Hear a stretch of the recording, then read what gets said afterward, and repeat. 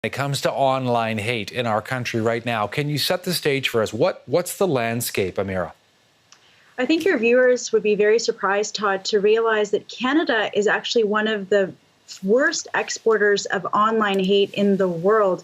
There was a report done actually last June by the Institute of Strategic Dialogue that found over 6,500 online blogs, pages, groups promoting hate that is not only disseminated right here at home, but spreading around the world. And really what we're seeing is that not only are people disseminating this type of hatred on social media platforms that we're all familiar with, Facebook or Twitter, but that they're also going into sort of the deep internet, into places like 4chan that sometimes people may have heard of, where they are spreading all sorts of Islamophobic, misogynistic, homophobic, anti-Semitism. I mean, the gamut, runs the full spectrum of hate. And it's really become even worse during this pandemic, where you have this toxic twist of ideas around conspiracy theories about what COVID is all about, as well as these very dangerous narratives about minority communities. I'm also curious, Amira, frankly, what you think the federal government can do, needs to do here when they talk about more measures.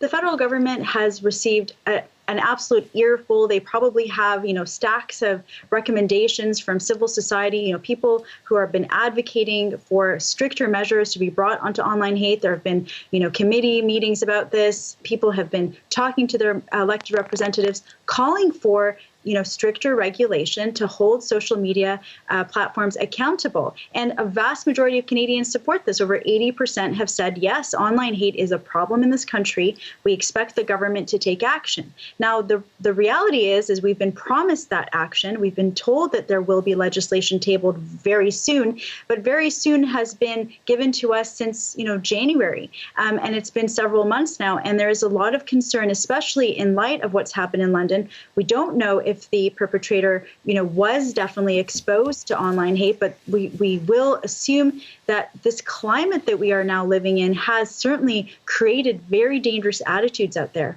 Yeah, well said. The other thing I think it's important to say about this is that, when we're looking at, who's monitoring these groups, I mean, it does involve plain old manpower, Amira, to watch over this and be able to keep track of it. Are you at all confident that there's enough of that going on? Well, it's interesting you raise that point, Todd. I'll give you one example. There was a horrific stabbing of a Muslim caretaker at a mosque in Toronto last fall that you may remember. And when the Toronto police reported on that crime, they said that the accused had no links to hate groups, that there was nothing, there was no bias necessarily. There's no hate motivation there.